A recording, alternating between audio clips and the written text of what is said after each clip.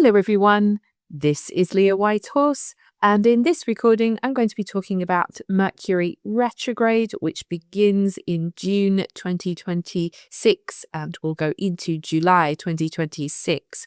So let's start there with some dates. Mercury entered Cancer on the 1st of June and it'll go into the shadow zone on the 13th of June. It will station retrograde at 26 degrees and 13 minutes of Cancer on the 29th of June.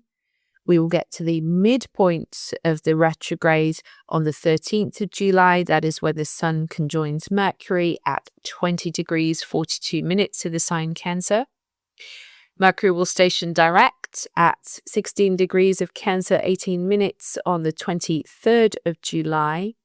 It will then exit the shadow zone on the 7th of August and will exit Cancer on the 9th of August. So Mercury is going to be activating your Cancer house for around 2 months, just over 2 months. That's quite a long period of time. So wherever Mercury moves, it speaks about how we're thinking about things, what we're thinking about, and how we are communicating those thoughts. Cancer is the first of the water signs. It's a cardinal sign, so there is a strength here. It is a sign that initiates like all the cardinal signs do, but it's ruled by the moon and therefore it is governed by its emotions. So this is an interesting mix then, because Mercury is mind and communication and it tends to speak very much about our rationale.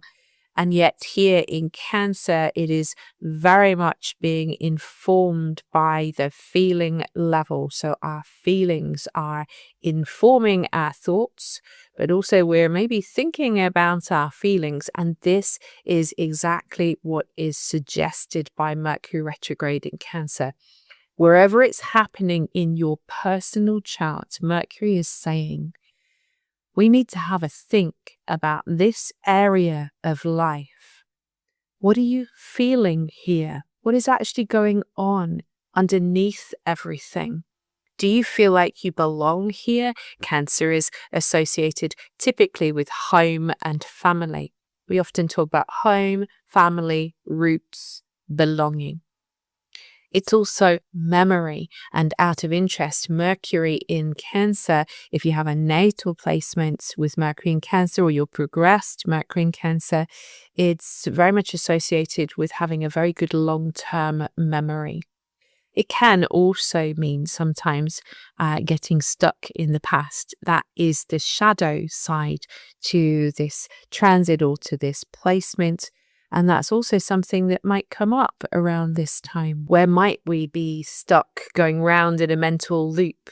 Something to do with the past in our Cancer house, or these degrees where Mercury is traveling in retrograde motion, going over and over these same degrees, going over and over the same issue, the same problem, the same thought on a loop. And so this seems to be important. Maybe we need to go back to go over these things, because when we look back in hindsight, we realize things that we didn't see at the time. We just have a different perspective. We perhaps think, oh, maybe I shouldn't have said this, or perhaps I misunderstood, or perhaps someone misunderstood me. So there's a lot of reflection going on with this particular retrograde.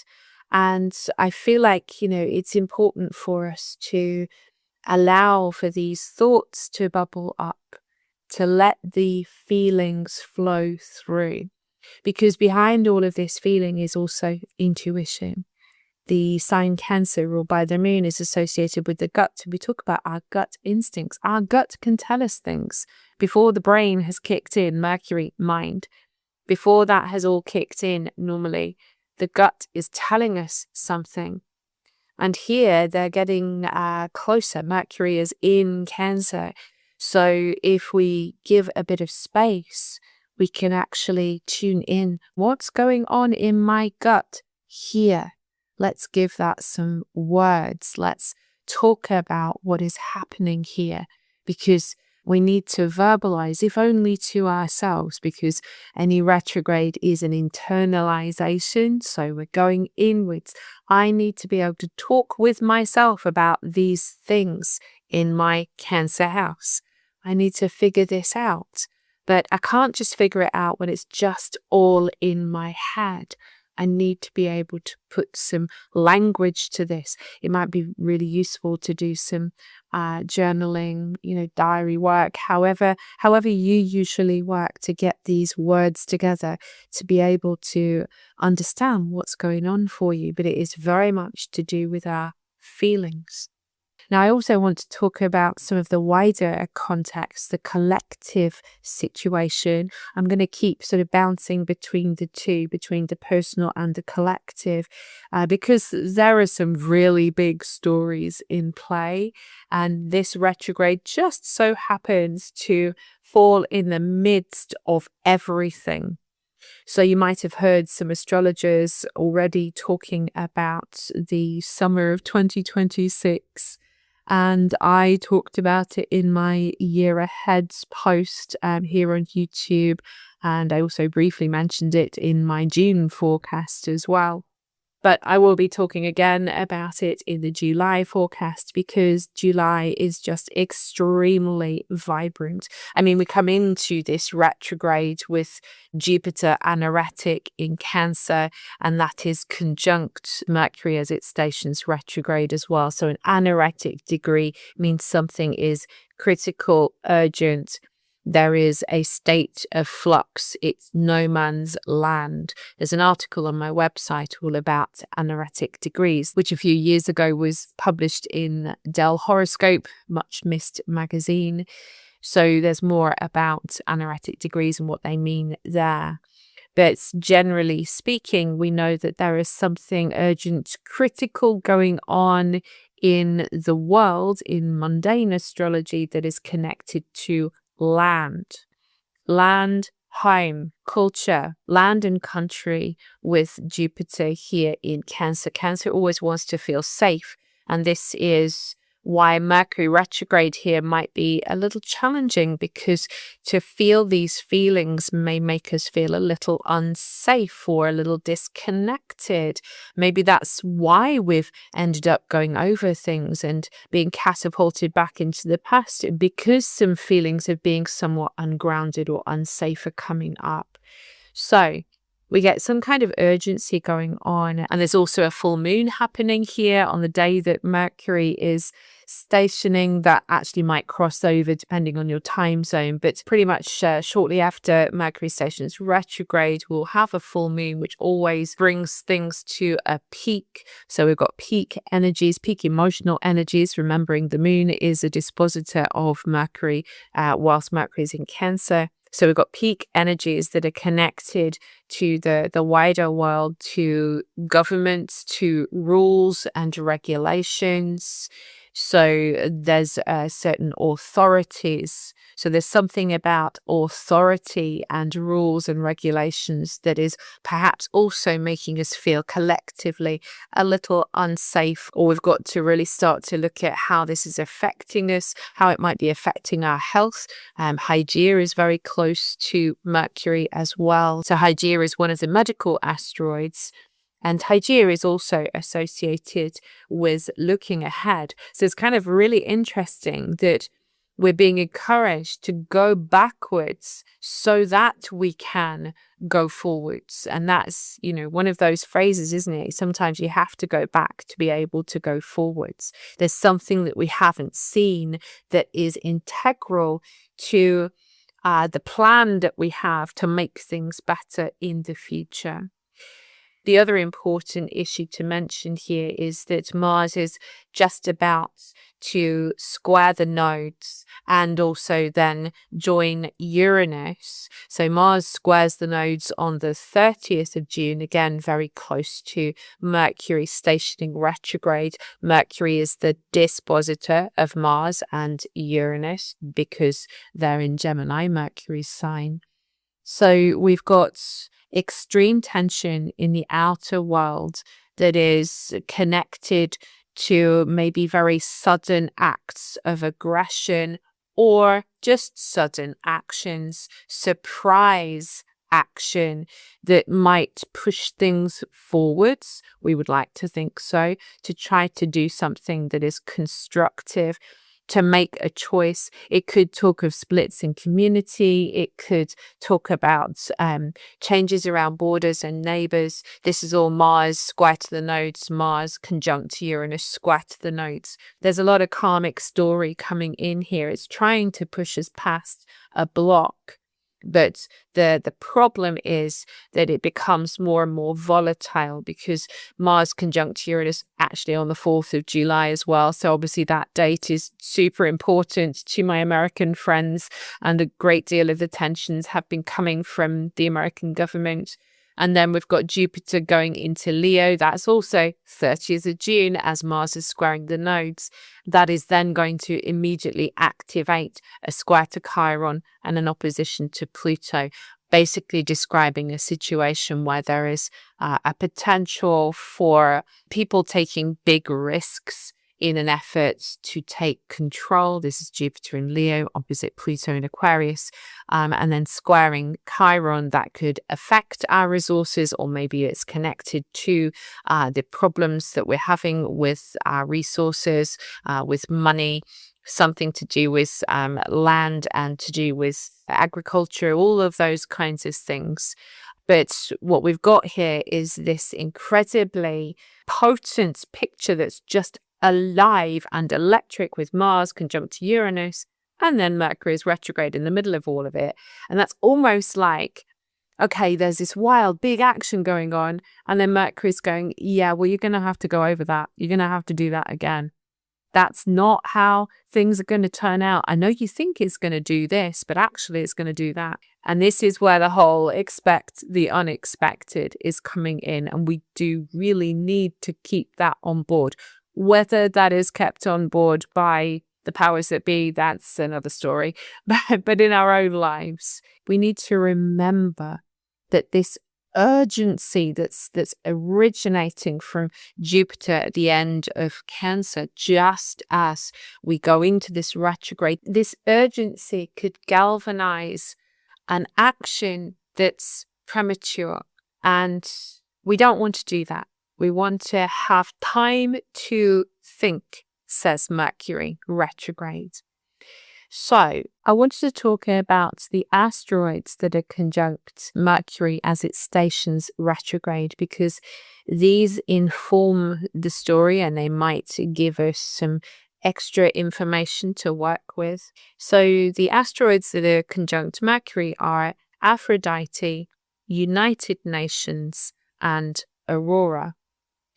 So Aphrodite is interesting because this is, of course, the name of the goddess of love. It is the Greek version of Venus. But the interesting thing is that Aphrodite does seem to have a slightly different quality to Venus. Venus herself can sometimes be a little capricious, but I feel like that's more accentuated with Aphrodite. And beautiful as she is, she's not really interested in long-term commitments. If you think about the word aphrodisiac, that is connected to Aphrodite. And so we can get the sense then that Aphrodite is much more interested in the things that attract her, which may or may not be the kind of attraction that stands the test of time. It's the things that we long for, that we lust over, that we want. We just want them. We're attracted to them. But of course, sometimes what we're attracted to is not always good for us. Sometimes who we're attracted to is not always good for us. So I'm trying to keep it quite broad, that it's not just about relationships. I don't want everyone to kind of think, oh my God, like my whole relationship's going to get messed up now. It's more than that.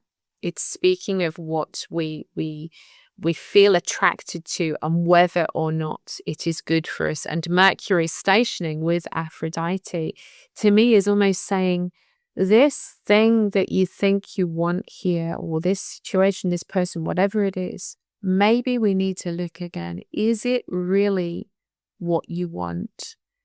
And then Aurora is here as well. So Aurora is the goddess of the dawn. And in conjunction with Aphrodite, I was thinking about how sunrise can be just so glorious and beautiful and streaks across the sky, and it's either brilliant red or peach, and it's just gorgeous. And then 20 minutes later, it's like slate clouds, grey has fallen, and that's it. And the beautiful promise that we had in the morning seems to have disappeared. Is that maybe what's happening here? Maybe that is what Aurora is alluding to. It also alludes to the idea of a fresh start as well. So maybe the other way of looking at things is that perhaps we have a little calling towards something that tickles our fancy. It interests us. It attracts us, Aphrodite. But perhaps we've been telling ourselves stories from the past that we don't deserve it, that we can't have it, that we don't belong in that type of situation or society. And so Mercury says, hey, let's look at this again, because you could have a new start. And then United Nations being here, we'll talk about the collective meaning in a moment, but a personal meaning is focusing on the word united.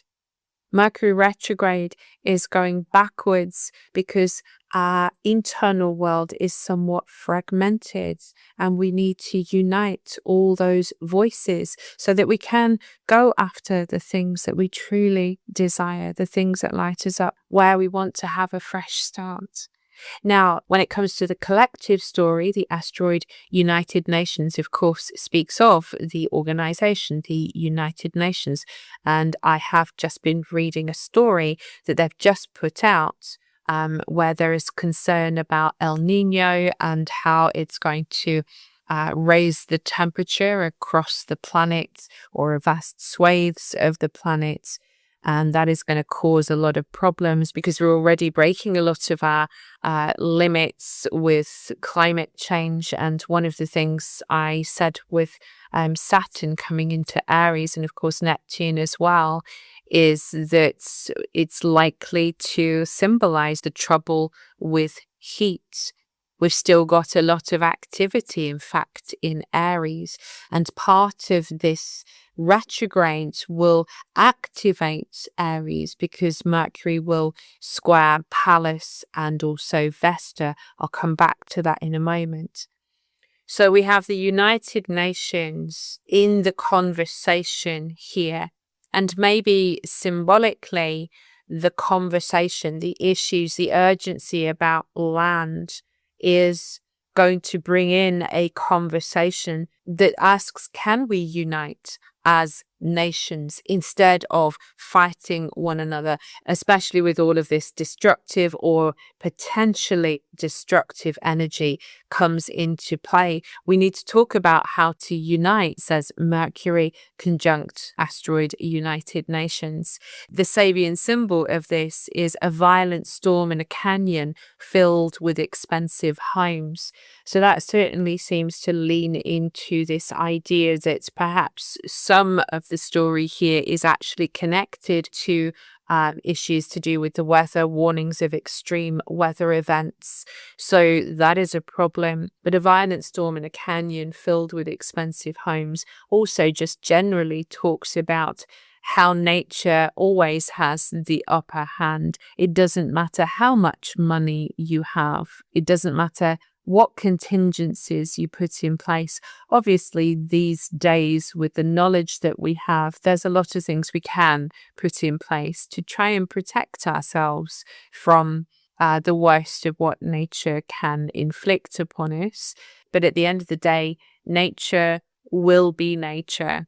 And this Sabian symbol can talk about how sometimes we're somewhat unprepared, or we can be a little blasé about things. And also the violent storm, the other way we could see this is that it's something that clears the air. if things have been building in communities, if things have been building in our own lives, if our emotions have been building up in the background and bubbling away and festering about something, then maybe this Sabian symbol is saying, okay, the dam is about to break. The storm is about to break. We can't ignore this anymore. The air is too sultry and too stuck here. Let's clear the air. So that's the purpose of this Sabian symbol. So Mercury stations retrograde 29th of June with Aphrodite, Aurora, and the United Nations asteroids. And then on the 12th of July, Mercury will square Vesta in Aries. I briefly mentioned this before. So Vesta is commonly spoken of as being associated with devotion, sacred duty, concentration. She is the goddess of hearth and home and family. So we're bringing in a lot of these themes once again, home and family, also connected with Cancer. But here she is directly involved with keeping the flame alive. So this is in Aries, a fire sign. That was the job of the Vestal Virgins. They had to keep the fire that burned in the temple alive because this was inextricably connected with the survival of Rome itself. So it was super important that they kept this flame alive. So with Vesta in Aries, it brings in an interesting story because now we've got something coming in here that suggests that perhaps we're struggling because our personal desires, remembering Aphrodite conjunct Mercury, our personal desires, so this is to do with Aries energy as well, they're in some way conflicting with what we need or with our family or just with our feeling level. We've got some kind of conflict going on because it's a square. Vesta in Aries is saying, focus on your independence, your burning desire, your passion, your goals, the things that you want to do. But the head is saying, I don't know whether I can do that. Maybe my family might disapprove, or the people that are like family to me. Maybe I can't do it.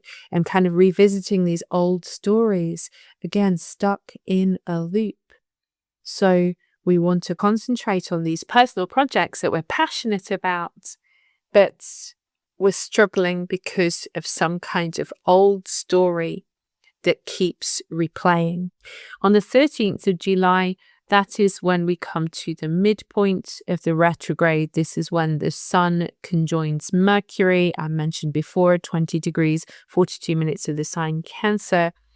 And this is when Mercury is closest to Earth. It's the inferior conjunction.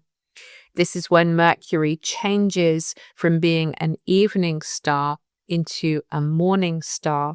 So it'll take some time before Mercury emerges from the sun's rays. But eventually, over the next few weeks, we will start to see Mercury emerging in the morning before the sun.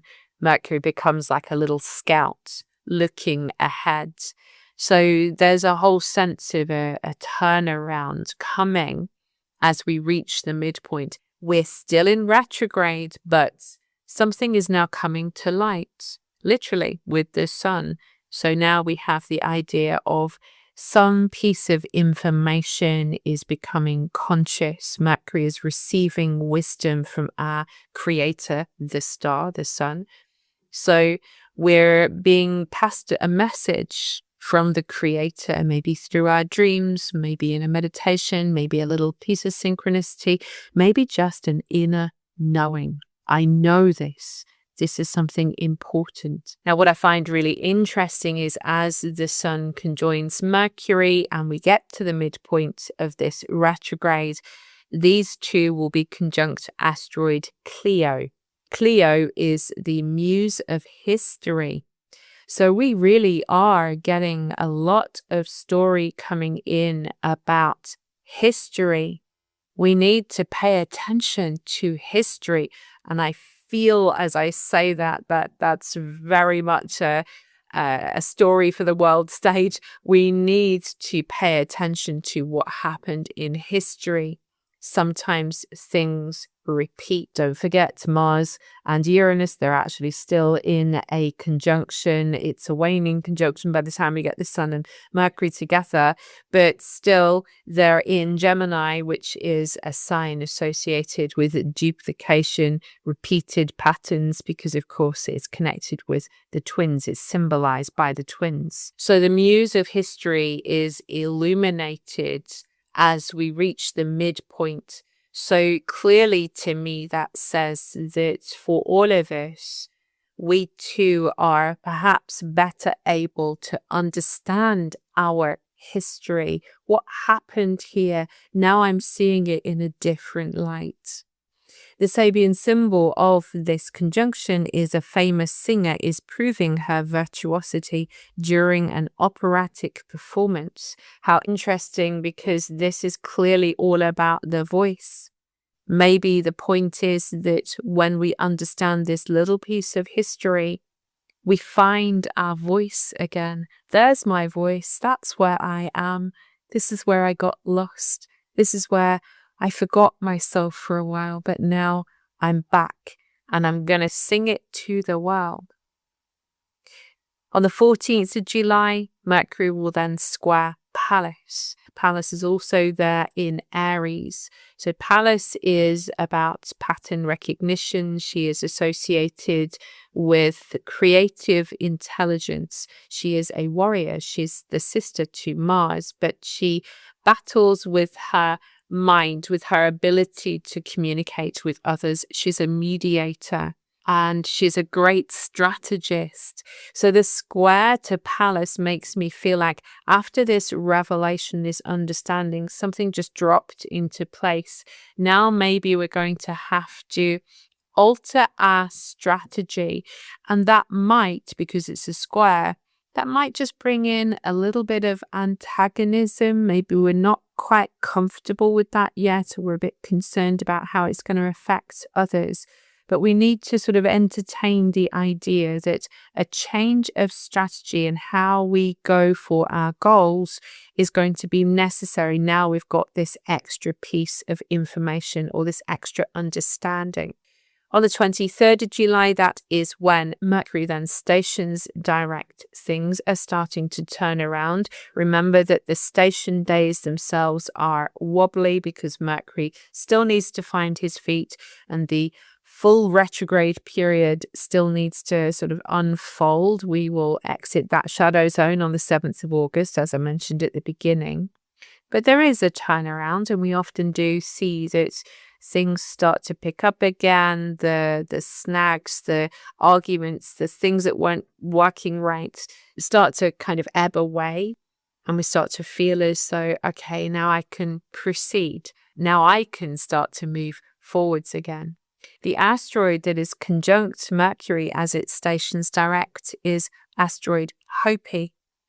And Hopi is named after the indigenous tribe of North America. And it is associated with themes that are connected to territory.